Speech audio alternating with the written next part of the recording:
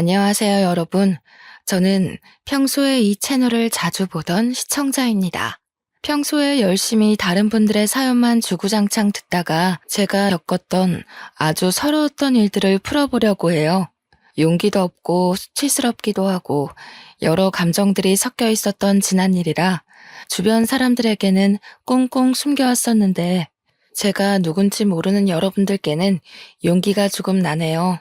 결혼해서 살면서 언제가 가장 서운하고 서러운 감정이 들었는지 기억이 나시나요? 남편이 기념일을 까먹었을 때? 아니면 시부모님이 시답지 않은 일로 잔소리를 했을 때? 저는 임신했을 때가 가장 서럽고 서운했었습니다. 원래 임신했을 때 느낀 서러움은 평생을 간다고들 하잖아요. 지금부터 제 이야기를 시작해 보도록 하겠습니다. 지금의 저는 40을 바라보는 30대 후반에 접어든 나이이지만 20대 시절의 저는 정말 예뻤어요. 제 스스로 예쁘다 하고 느끼는 게 아니라 정말 주위에서 너는 예뻐서 좋겠다, 예뻐서 부럽다 할 정도로 괜찮은 외모를 가지고 있었습니다. 친구들이랑 술을 마시러 나간다거나 아니면 약속이 있어서 밖에 나가면 꼭 번호를 물어보는 남자들이 한둘은 있을 정도로 화려하고 예쁜 외모를 가지고 있었습니다. 물론 지금도 크게 못나진 건 아니지만 확실히 젊음이라는 게 예쁨을 더 돋보이게 하는 것 같긴 하더라고요. 제가 20대 초중반에 신나게 연애도 즐기고 나가서 놀고 하다가 어느 날 문득 그 생활 자체가 너무 귀찮고 재미가 없더라고요. 그때 처음 저는 컴퓨터 게임이라는 것에 빠져들기 시작했어요. 처음에는 어떻게 하는지도 몰라서 우왕좌왕 하다가 게임 세상 안에서 친구들이 생기고 하나둘 저를 도와주면서 같이 게임을 하다 보니 재미가 있더라고요. 제 캐릭터의 레벨이 오르는 것도 재미가 있고 캐릭터의 장비가 맞춰질수록 점점 강해지는 것도 너무나도 재미있었습니다. 하루가 어떻게 흐르는지도 모를 정도로 푹 빠져서 방 밖으로 나오지도 않고 하루 종일 게임만 했어요. 밤을 새워서 게임을 하고 아침에 해가 뜨면 잠깐 자다가 점심때쯤 일어나서 다시 게임을 하고 그런 생활을 반복했습니다. 허구한 날 나가서 술 먹고 놀던 제가 밖에 나가지를 않고 방에 틀어박혀 있으니 부모님은 슬슬 걱정하기 시작하셨어요. 제가 무슨 일이라도 겪은 건 아닌지 은근히 제 눈치를 보시면서 물어보기도 하셨었어요. 하지만 제가 게임에 빠져서 그렇다고 솔직하게 이야기를 할 수도 없는 상황이긴 해서 대충 얼버무리고 방문을 잠그고 게임을 하기 시작했습니다. 제가 게임을 하면서 친해진 사람이 하나 있었는데 저보다 1살 많은 오빠였어요. 게임을 오래 했다고 하더니 정말 모르는 거 없이 척척 미션도 해주고 장비도 맞춰주고 저를 위해 돈까지 써가면서 제 캐릭터를 업그레이드 해주었습니다. 물론 본인의 캐릭터도 엄청나게 좋아서 게임 안에서 상당히 유명한 사람이었습니다. 처음에는 접속 시간을 맞춰가면서 같이 게임하는 정도는 아니었는데 시간이 조금 지나니까 저한테 휴대폰 번호를 물어보더라고요. 게임을 이왕이면 같이 접속해서 움직이는 게 좋을 것 같다고 하기에 좋다고 휴대폰 번호를 알려주었습니다. 그렇게 하루 24시간 중에 18시간 같이 게임을 하면서 지내다 보니까 서로에 대해 많은 것을 알게 되었습니다. 보통 잠은 몇 시간을 자는지, 취미는 게임이고 직업은 뭔지, 어떤 삶을 살아왔는지 같은 이야기들 말입니다. 그걸 게임하면서 중간중간 썰을 풀듯 이야기를 하다 보니까 자연스럽게 서로에 대한 깊은 이야기들을 나누게 되었어요. 당연한 수순으로 정이 들었고 게임에 접속하지 못하는 날이 생기면 기다리게 되고 마음 한구석이 허전해지더라고요. 제 이야기를 들은 친구들은 남자친구가 없어서 그런 마음이 생기는 거라고 소개팅이라도 하라고 했지만 이상하게 싫었습니다. 게임 캐릭터 때문에 알게 된 사람이지만 이미 정이 많이 들어서였을까요? 다른 남자를 만난다는 게 좀 바람 피우는 것 같은 느낌이 들었어요. 한마디로 저는 게임 속 세상에서 알게 된 사람과 연애를 하고 있는 듯한 기분을 가지게 된 거죠. 그러다 보니 게임 캐릭터가 아닌 이 사람의 진짜 얼굴이 문득 궁금해지는 게 아니겠습니까? 그래서 은근슬쩍 메신저의 프로필 사진을 훔쳐보기 시작했어요. 언젠가 그 오빠가 자기 사진으로 프로필 사진을 바꾸어 놓았는데 너무나도 잘생긴 거예요. 순간 내 전남친들도 이렇게 잘생긴 애가 없었는데 하는 마음이 들어서 깜짝 놀랐습니다. 저도 당연히 제 얼굴로 프로필을 해두었고 그렇게 휴대폰 메신저를 통해서 대화를 나누다 보니까 진짜 연애를 하는 기분이 들었습니다. 은근슬쩍 서로의 연애에 대해 질투하듯 이야기도 하고 언젠가부터는 게임보다 사생활에 대한 이야기를 더 많이 나누게 되더라고요. 그러다 보니 제가 막 애가 닳기 시작하는 겁니다. 딱 한 번만 실제로 만나보고 싶다. 그런 위험한 생각을 하게 되었어요. 이미 게임 세상 속에서 저희는 연애를 하는 거나 다름이 없었으니까 만나도 똑같을 거라고 생각하기도 했고요. 잘생긴 얼굴이 제 머릿속에서 벗어나질 못했죠. 슬쩍 사진이 오빠 얼굴 맞냐 하고 물어보니까 웃더라고요. 그러면서 여러 사진을 보내주는데 하나같이 죄다 잘생긴 그 얼굴을 하고 있었습니다. 저도 나름 예쁘다는 소리를 듣고 살았고 제 얼굴에 자신감도 있었으니까 한번 만나보고 싶다고 이야기를 했어요. 그런데 현실적인 문제는 여기부터 시작이 되었습니다. 저는 서울에 살고 있었고 오빠는 부산에 살고 있었거든요. 한번 만나려면 기차나 버스를 타고 부산까지 가거나 오빠가 서울까지 와야지만 만날 수 있었어요. 저는 고민이 되긴 했지만 이미 제가 애가 달아있는 상태에서 내빼는 것도 이상하다 싶어서 부산으로 가겠다고 했어요. 때마침 친구들도 부산 여행 가자 하고 말이 나왔던 상태라서 친구들이랑 놀러 가는 김에 저녁이라도 한 끼 하면 되겠다 싶었습니다. 제가 부산에 간다고 하니까 좋다고 하더라고요. 대망의 부산 여행일이 다가오고 친구들에게 둘째 날 저녁에 약속이 있어서 그날은 알아서 놀다 가라고 했어요. 친구들도 부산에 있는 클럽에 놀러 가겠다고 해서 저에게 배신잔이 따로 논다고 뭐라 하는 것 없이 알겠다고 하더라고요. 둘째 날이 되고 친구들은 이미 나갔고 저는 오빠의 연락을 기다리면서 몇 시쯤 볼 수 있냐고 물어봤습니다. 그런데 계속 30분만 있다가 이러면서 약속 시간을 미루는 게 아니겠어요? 만나기로 해놓고 자꾸 코앞에서 30분만 있다가 보자 하는 식으로 약속을 미루니까 제가 슬슬 화가 나더라고요. 그래서 그랬죠. 만나기 싫으면 싫다고 이야기를 하라고. 언제까지 사람 기다리게 할 거냐? 그냥 클럽이나 가겠다고 했습니다. 그러니까 한숨 쉬면서 지금 보자고 근데 너무 충격받지 말라고 하더라고요. 순간 이 오빠가 유부남인가? 하는 생각이 들었지만 끽해봐야 20대 후반인데 벌써? 하는 생각도 들었고요. 약간 불안한 마음이 들긴 했지만 스스로 잘 달래고 약속 장소에 나가서 오빠를 기다렸습니다. 그런데 진짜 충격을 먹을 수밖에 없는 일이 벌어졌어요. 약속 장소에 나온 사람이 제가 알던 그 사진 속 꽃미남이 아니라 완전 거구의 야수가 나온 겁니다. 몸도 씨름 선수처럼 퉁실퉁실해가지고 얼굴은 정말 사람이 이렇게 생길 수가 있나? 이거 코믹 만화 아니야? 싶을 정도로 생긴 거예요. 그냥 딱 야수. 야수나 다름없는 사람이 나타나서 수줍게 저한테 손을 흔드는데 순간 배신감이 왕창 들었습니다. 그래서 저는 누구신데 저한테 인사를 하냐고 차갑게 이야기를 했어요. 그러니까 뻘쭘해하면서 이야기를 하더라고요. 사실은 얼굴에 자신감이 없어서 친구 사진을 빌려다가 썼다고요. 저는 정말 깊은 배신감도 들고 얼굴이 못생겨도 너무 못생겨서 정이 한순간에 확 떨어지고 말았습니다. 그래도 일단 밥은 먹자고 약속은 해둔 탓에 어쩔 수 없이 마주 앉아서 밥을 먹는데 진짜 할 말이 없었습니다. 저를 언제까지 속일 작정이었는지 그동안 잘생겼다고 칭찬하는 저를 보면서 얼마나 비웃었을지 생각을 하니까 밥이 안 넘어갔어요. 그대로 헤어지기 시간이 좀 애매해서 2차로 조개구이 집에 가서 소주를 먹기로 했는데 뜨거운 새우구이를 일일이 까서 제 그릇 앞에다가 두더라고요.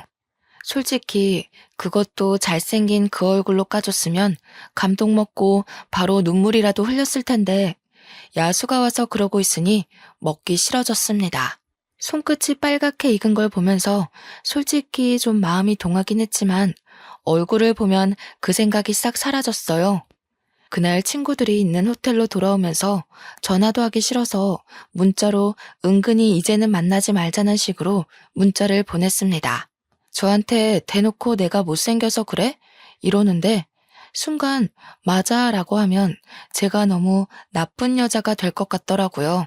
그래서 그냥 성격이 좀 안 맞는 것 같다고 돌려서 이야기를 했어요. 그런데 부산에 다녀와서도 게임 속에서 자꾸 저를 챙기는 게 아니겠어요? 저야 뭐 따라다니기만 하면 척척 장비가 생기니까 편하긴 했지만 얼굴도 이미 마주한 상태에서 딱 잘라내고 싶었기에 좀 불편했어요. 그런데 저한테 신경 쓰지 말고 게임만 재밌게 즐기자고 하더라고요. 그래서 에라 모르겠다는 심정으로 열심히 게임만 즐기기로 마음을 먹었습니다. 세상에 그런 속담이 있잖아요. 10번 찍어서 안 넘어가는 나무 없다고. 제가 딱 그 꼴이었습니다. 저한테 너무 잘해주니까, 모든 걸 저한테 맞춰주니까 은근히 그런 생각이 드는 거예요. 얼굴이야 뭐 평생 보고 살 것도 아닌데 잠깐 연애만 하는 거면 이렇게 자상한 사람도 괜찮지 않을까? 하는 생각이요. 저한테 계속 지고지순하게 잘해주고 저만 챙겨주고 무조건 저를 1등이라고 생각해주는 남자가 흔하지는 않으니까요. 그동안 잘생긴 애들이랑 연애했을 땐 꼴값을 다들 했거든요. 바람을 핀다던가 저를 무시한다던가 하는 그런 은근한 우위 선점 같은 거요. 못생겼으니까 여자 문제도 당연히 없을 거고 저한테 하는 행동만 보면 너무 젠틀하고 괜찮은 사람이다 하는 생각이 들었어요. 그때라도 게임을 접었어야 했는데 바보 같았던 저는 홀라당 그 사탕발림에 넘어가 버렸습니다. 연애를 시작하고 나서부터는 저한테 더욱더 지극정성으로 잘했어요. 서울에서 부산 장거리 연애였음에도 불구하고 한 달 중에 보름을 서울에 와서 지냈거든요. 제가 지나가는 말로 와 저거 예쁘다 하면 꼭 선물로 안겨주고 데이트할 때도 저한테 돈 한 푼 못 내게 했습니다. 그렇게 8개월 동안 시간 가는 줄도 모르고 친구도 안 만나고 연애만 즐겼어요. 얼굴은 자꾸 보니까 어느 순간부터 익숙해지더라고요. 세상에 제 중심으로 돌아가는 남자친구를 보니까 30의 나이에 이 사람이랑은 결혼해도 괜찮겠다 싶었습니다. 때마침 친척이 서울에서 사업을 하는데 남자친구가 거기 취직을 하게 되었다며 서울에 집을 구했다고 했어요. 소형 아파트긴 하지만 집에서 전세로 구해다 줬으니 몸만 오라고 웃으면서 이야기를 하는데 혹했습니다. 집에도 만나는 남자친구가 있다고 말을 해두었고 남자친구네 집에서도 저를 만나는 걸 알고 있어서 서울로 취직하는 걸 말리지 않았다고 했어요. 은근히 같이 지내는 시간이 많아지니까 아예 같이 살고 싶다고 이야기를 하더라고요. 그래서 양가의 허락을 받고 결혼을 준비하게 되었습니다. 물론 저희 부모님이 남편의 얼굴을 보고 처음에는 너무 놀라서 말도 제대로 못하시고 결혼 꼭 해야겠냐고 저를 말리기도 하셨죠. 키는 거의 190에 육박하고 몸무게도 100kg인 거구의 남자한테 딸을 시집 보낸다니까 마음이 좀 그러셨나 봐요. 그런데 남편이 저한테 하는 모습을 보고는 결혼해도 잘 살 것 같다면서 결국엔 허락을 해주셨어요. 상견례 자리를 마련했고 훈훈한 분위기에서 진행이 되었습니다. 경상도 집안에 누나가 둘이나 있는 남편의 가정 환경이 은근 걱정되긴 했는데 신우들이 정말 좋은 사람들이었어요.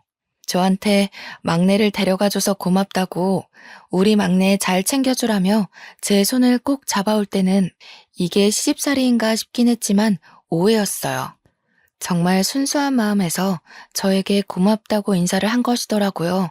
양가 분위기 훈훈하고 집 문제도 해결됐으니 식장만 잡아서 결혼하면 끝이다 싶었습니다. 결혼식도 일절 저에게 맞춰주시겠다고 돈만 주시겠다고 해서 완전 땡 잡았구나 싶었죠. 저한테 예물도 엄청 잘 챙겨주셨고요. 결혼식은 정말 축복의 끝이었어요. 미처 몰랐는데 남편네 집이 정말 대가족이었더라고요. 경사 났다고 온 가족이 출동해서 저한테 용돈도 다 챙겨주시고 결혼해서 너무 보기 좋다고 축하를 아끼지 않으셨습니다. 이게 바로 가족 내력인가 싶을 정도로 저를 너무 아껴주시는데 그래, 사람은 얼굴만 보고 판단해서는 안 된다 하는 생각이 들었죠. 너무나도 축하를 받은 탓인지 저는 결혼 3개월 만에 임신을 하게 되었습니다. 제가 평생을 다이어트를 하고 살던 사람이었거든요. 조금만 먹어도 바로 살이 오른 게 눈에 띄는 체질이었기에 저는 밥을 항상 칼로리 계산을 해가면서 먹었었어요. 그런데 임신을 하고 나니까 그 고삐가 풀리고 말았던 거죠. 아기가 먹고 싶어서 먹는 거야. 이게 다 영양분이 될 거야 하는 생각으로 밥을 생각 없이 먹다 보니까 살이 너무 찌는 거예요. 게다가 입덧도 먹덧으로 오는 바람에 하루 종일 입에 뭔가를 달고 있지 않으면 안 될 정도로 먹을 걸 찾아다녔어요. 처음에 남편이나 시부모님이나 정말 잘 먹어서 보기 좋다면서 그간 너무 말라서 애나 낳을 수 있을까 싶었는데 살 오르니까 보기 좋다고 해주셨어요. 그런데 제가 볼 때마다 살이 오르니까 남편도 시부모도 저한테 은근히 또 먹냐? 또 먹게? 이런 말을 하시더라고요. 사실 제가 만삭 때까지 거의 30kg가 쪘거든요. 다른 산모들은 12kg에서 15kg 정도로 살이 찐다고 요즘은 임신해서도 몸매 관리한다고들 하더라고요. 병원에서도 저한테 오죽하면 임신 당뇨가 올 것 같다면서 먹을 거를 좀 줄여야 한다고 했을 정도였습니다. 처음 살 오를 때 보기 좋다고 했던 시댁 식구들은 이제 저한테 그만 먹으라는 눈치를 줄 정도였고요. 시부가 좀 말을 막 하는 성격이시거든요. 저한테 왜 이렇게 처먹니? 하시는데 임산부한테 처먹냐는 말이 나오니 서럽더라고요. 제가 밥을 먹으려고 부엌에 가면 너 아까 과자 먹지 않았어? 또 밥을 먹게? 하면서 눈치를 주고 밥 먹고 나서 후식으로 과일이라도 먹으려고 하면 이게 다 당분인데 또 먹게? 하면서 남편이 자꾸 꼽을 주는 겁니다. 저한테 뭐라고까지 했는지 아세요? 볼 건 얼굴밖에 없었는데 너도 이제 한물 갔다. 이러는 게 아니겠어요. 시부는 제가 시부 생신 때 무거운 몸을 이끌고 축하드리겠다고 부산까지 갔는데 걷는 게 뒤뚱뒤뚱 하다면서 하마 같다고 놀리시는 거예요. 순간 수치심에 눈물이 핑 돌고 자존심 상해서 울고 싶지는 않고 남편은 진짜 숨 넘어가게 웃고 미친놈인 줄 알았어요. 제가 아무 말도 못하고 있자 작은 신우가 대신 화를 내주었어요. 그러자 시부가 콧방귀를 뀌면서 가족끼리는 그럴 수도 있지 않냐 이러는 게 불편하냐고 저한테 계속 대답해 보라고 하셨어요. 그래서 저도 용기 내서 말했죠. 좀 불편합니다 하고요. 그러니까 시부가 막 얼굴이 시뻘개져서는 노발대발 하시더니 하나뿐인 며느리가 이쁨 받을 줄도 모르는 애라면서 화를 내시더라고요. 아니 언제는 솔직하게 말하래서 솔직하게 말한 것뿐인데 진짜 시무는 그런 제가 마음에 걸렸는지 살쪄도 너무너무 예쁘니까 더 먹으라고 반찬 밀어주시고 시누이들도 제 편을 들어줬어요. 임신했을 때 살아온 기억이 얼마나 오래 가는지 아냐면서 임신했을 때 잘 먹어야지 하고 남편한테 눈치도 팍팍 주시고요. 그랬더니 남편 놈이 제가 먹을 걸 다 먹어서 자기가 살이 빠지고 있다는 말도 안 되는 소리를 하더라고요. 100kg였던 남편. 살이 더 쪘으면 쪘지 절대로 두 자릿수 내려온 적이 없었거든요. 오히려 살을 빼야 하는 수준인데 그런 식으로 이야기를 하니까 너무 기분이 나쁜 거예요. 살이 1kg라도 빠져서 99kg만 됐어도 제가 그냥 무시해야지 했을 텐데 저 만나고 단 한 번도 두 자릿수가 된 적이 없었던 사람이었거든요. 제가 기분이 너무너무 나빠서 서울에 돌아오면서 나 앞으로는 몸 무거워서 부산에 못 가겠다. 너무 힘들다 했어요. 그러면서 오빤 왜 자꾸 나한테 살쪘냐고 뭐라 하냐고 내가 그냥 먹기만 해서 찐 게 아니라 애가 생기면서 호르몬 때문에 이렇게 된 거 아니겠냐고 서러움을 토로했죠. 남편이 저를 한번 힐끗 보더니 다른 산모들은 죄다 10kg에서 조금 더 찐다는데 너는 무슨 새쌍둥이 가진 사람처럼 쪘잖아 하는 거예요. 먹는 거 다들 조절하고 다들 살 안 찌려고 노력하고 한다는데 자기가 잡힌 어장 속 물고기 같냐면서 자기한테 잘하래요. 까먹으셨을까봐 다시 한번 말씀드리지만 제 남편 진짜 누가 봐도 정말 못생겼어요. 진짜 너무너무 못생겨서 얼굴을 마주하고 밥도 먹기 싫을 정도로 못생겼어요. 그런데 지 주제도 모르고 뭘 잘하라고 이야기하는 건지 진짜 다시 생각해도 어이가 없네요. 아무튼 임신 기간 내내 제가 서운함이 쌓이고 쌓여있는 와중에 시부모가 저 만삭이라고 겸사겸사 서울에 올라왔어요. 그런데 만삭 때 몸이 어떤지 다들 아시죠? 조금만 걸어도 다리가 퉁퉁 붓고 몸이 무겁고 허리가 당기고 어깨도 아프고 오래 걷는 게 힘들고 지치고 숨만 쉬어도 죽겠는 몸을 하고 있는데 시부가 자기 쇼핑을 좀 시켜달라고 하는 겁니다. 부산에도 번쩍한 백화점이 많은데 굳이 서울에 와서 쇼핑을 하겠다는 이유가 뭐겠어요? 저한테 돈 내달라 이 말이 하고 싶은 거였겠죠. 우리 아기 옷은 한 번도 사준 적이 없으면서 저 끌고 백화점 가가지고는 빨리 걷지도 못한다고 궁시렁거리면서 이거 사달라 저거 사달라 하는데 진짜 난리더라고요.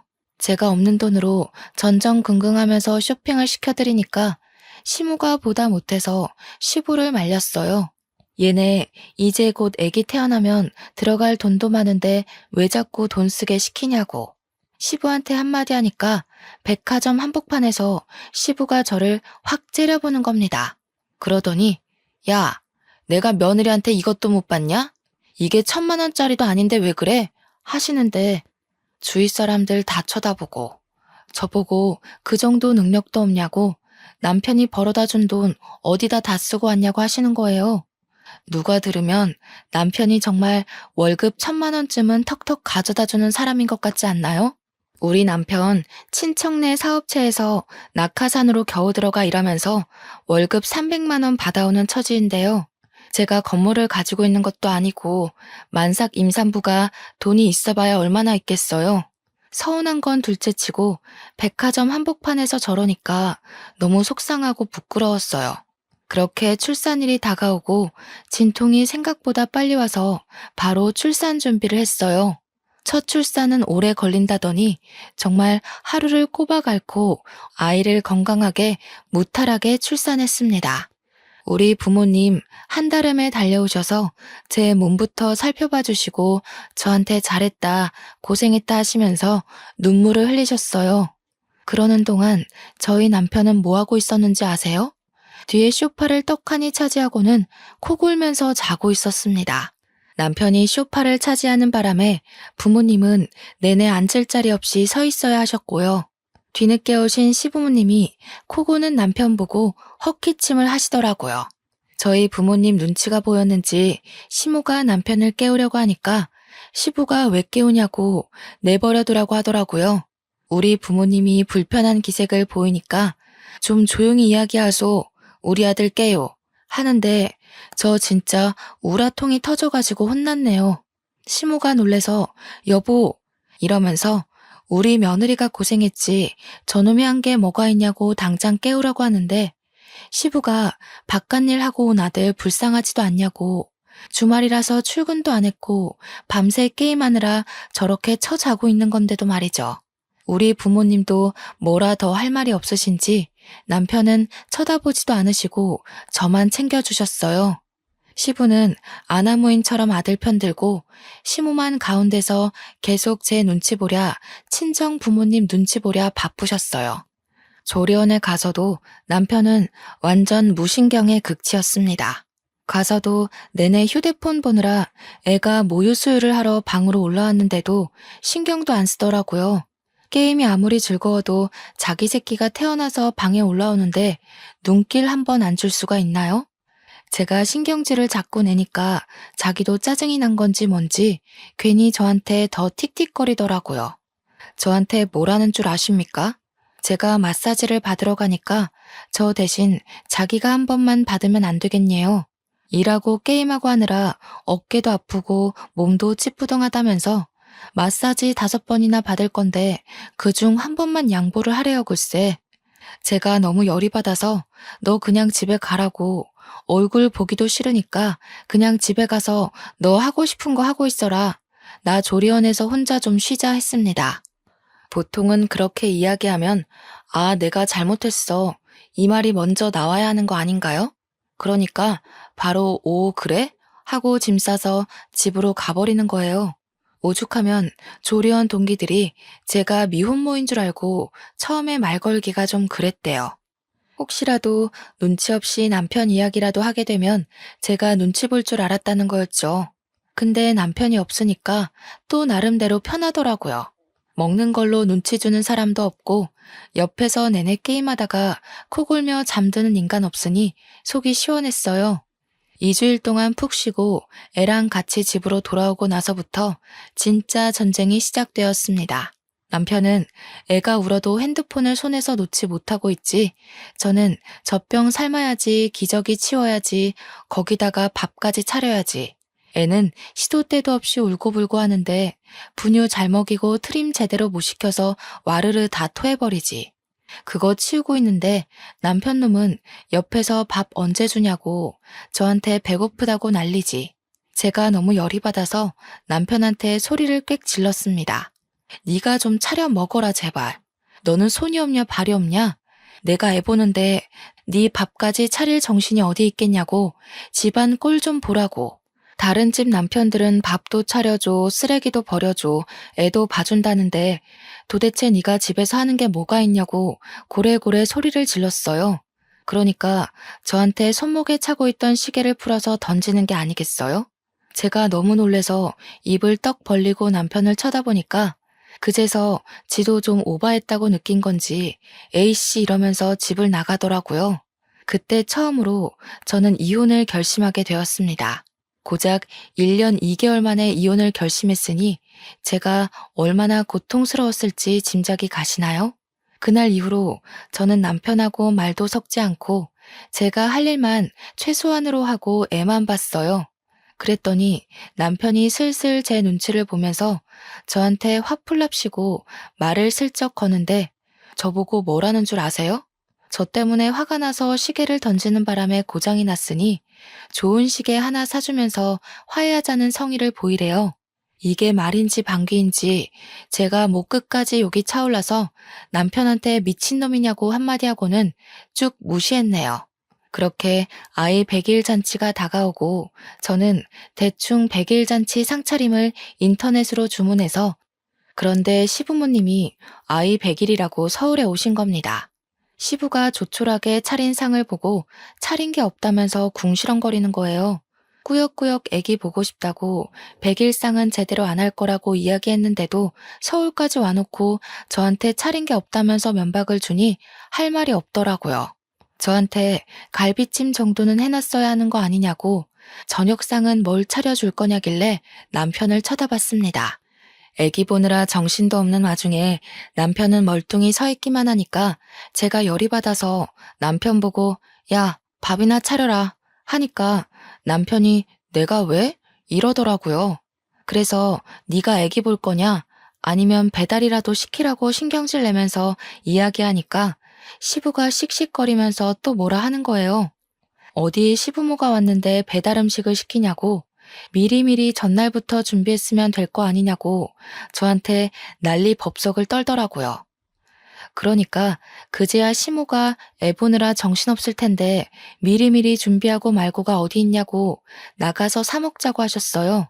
그러니까 남편이 저한테 야, 너는 든든한 시모 있어서 좋겠다 이러는데 진짜 맘 같아서는 주둥이를 때리고 싶었습니다. 제가 얼마나 고생했냐면요. 애 돌날이 올 때까지 살이 20kg 이상이 빠졌어요.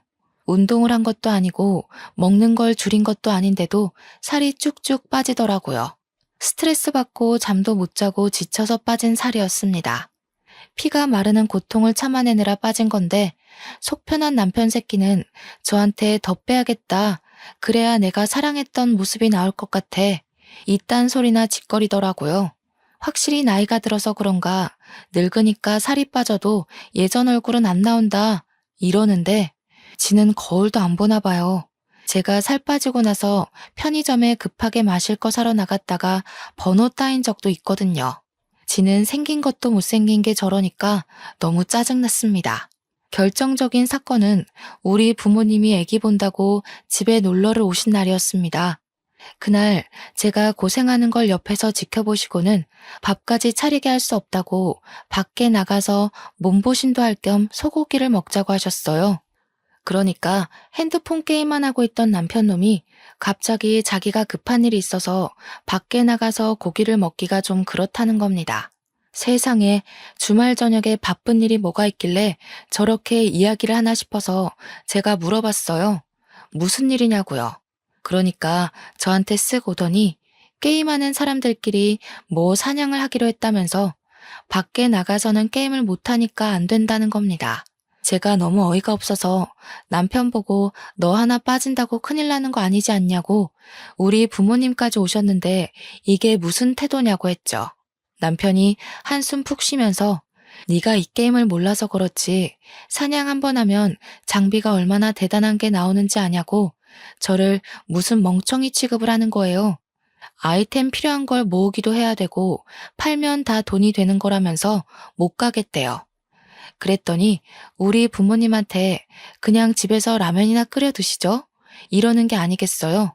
우리 부모님이 기가 막혀서 그게 무슨 소리냐고 그럼 자네는 집에 있으라고 우리 딸 데리고 소고기 먹고 오겠다면서 저보고 나가자고 하셨습니다.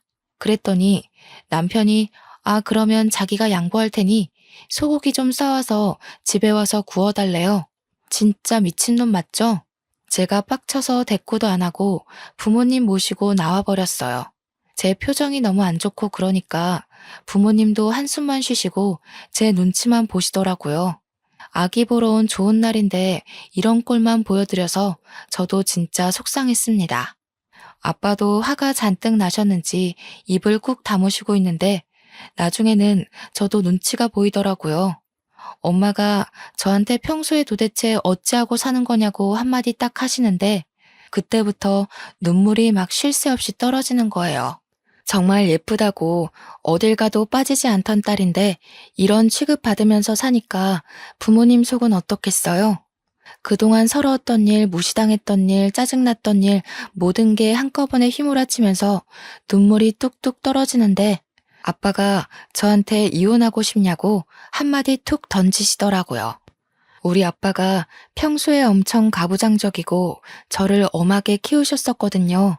그래서 제가 아빠 말에는 무조건 복종하고 또 아빠 무서워서 제가 뭘 어떻게 하고 싶다 이런 이야기를 잘 못했었어요. 그런데 먼저 이혼 이야기를 꺼내주시니까 갑자기 속에서 울컥하고 다 터져 나온 거예요. 아빠 무서워서 말 못하고 있었는데 먼저 이렇게 속 시원하게 긁어주시니까 저도 막 입이 터진 거죠. 제가 끄덕끄덕하면서 이혼하고 싶다고 그동안 너무 서럽고 힘들었다고 다 털어놓으니까 아빠가 더 볼 것도 없다 당장 이혼해라 하시더라고요. 그때 정말 어찌나 든든하던지 우리 아빠가 최고구나 하는 생각이 들었습니다. 그렇게 든든한 아군을 얻어내고 집에 홀가분하게 딱 들어왔는데 남편이 게임하다가 저를 쓱 보면서 야, 소고기는? 이러는 게 아니겠어요? 그걸 내가 왜 포장해 오냐고 가서 구워 먹는 거면 몰라도 찌질하게 포장해서 집에 와서 구워 먹는 게 뭐냐고 한마디 했죠. 지가 먹고 싶었으면 따라가서 먹어야지 게임 때문에 포기해놓고 양손에 떡 쥐려는 심보가 고약했어요. 그러니까 저한테 그깟 소고기 포장해오는 게 뭐가 힘든 일이냐면서 네 입만 입이냐고 혼자 살찌울 때 알아봤다고 하는 거예요.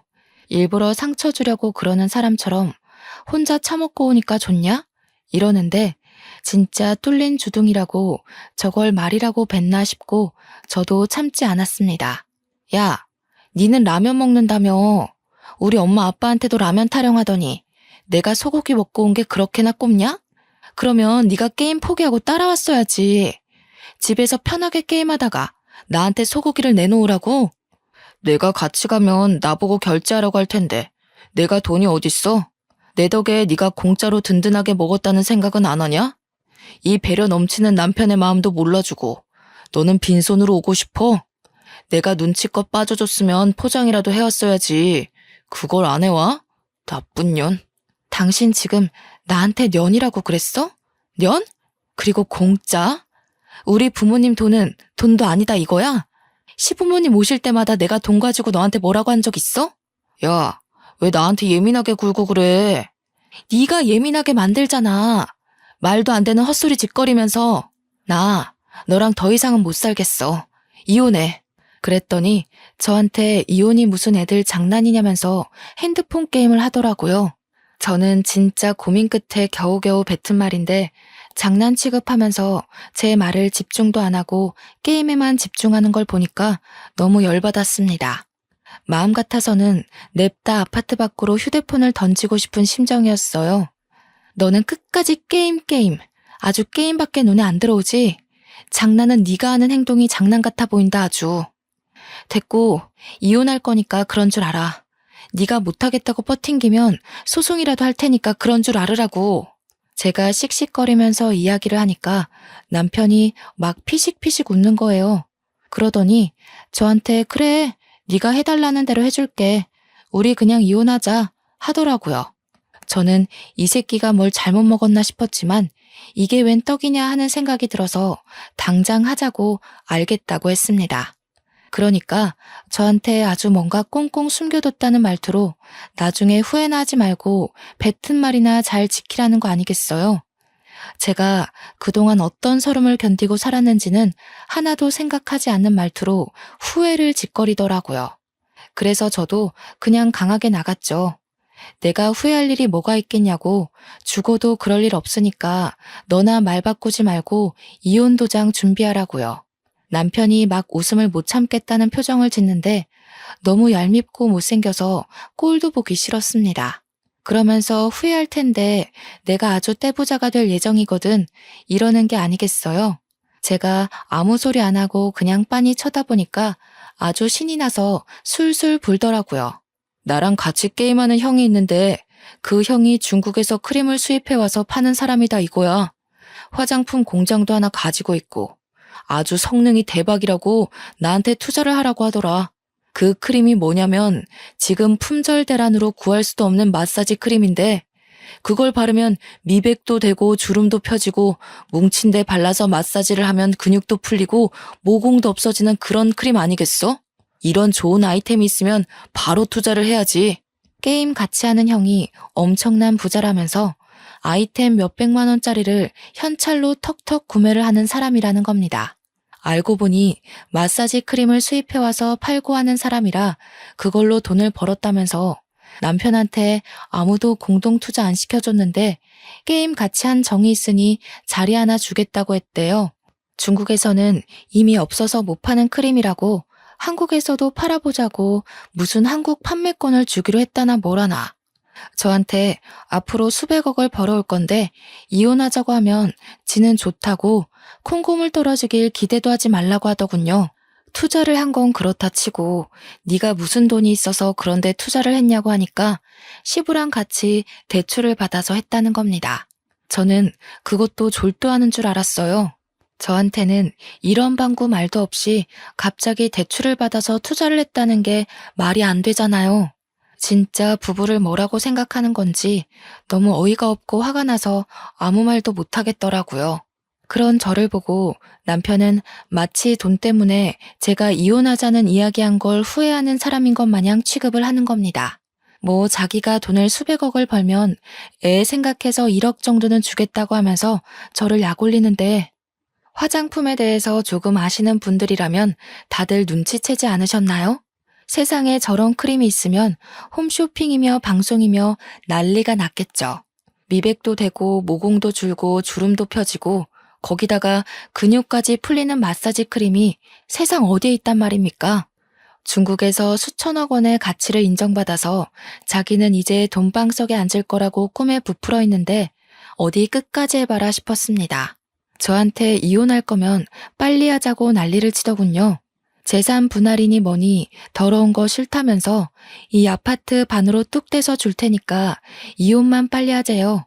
자기는 더 젊고 어린 여자 만나서 세장가 갈 거라면서 애도 저보고 키우라는 게 아니겠습니까? 저한테는 완전 고마운 일이었죠. 아파트를 반으로 뚝 떼서 준다고 하니까요. 세상에 저런 크림이 존재하지도 않다는 건 모르고 100% 사기 맞은 건데도 저는 일부러 안 알려줬습니다. 시무랑 신우들은 알고 있을지 모르겠지만 어차피 이혼하기로 마음먹었는데 제가 굳이 지금 말해줄 필요가 있겠어요? 입 싹 씻고 하루빨리 정리하자고 아파트 반 떼어주기로 한 거 까먹지나 말라고 했습니다. 남편은 무슨 강남에 있는 펜트하우스에 이사갈 꿈에 부풀어서 당장 집부터 정리하자고 해서 저희는 이혼 도장 찍고 아파트도 정리하기로 했어요. 저한테 아무리 잘 돼도 1억 이상은 안 줄 거라고 엄포를 놓길래 딴소리나 하지 말라고 했습니다. 애가 있어서 협의 이혼도 3개월이나 걸리더라고요.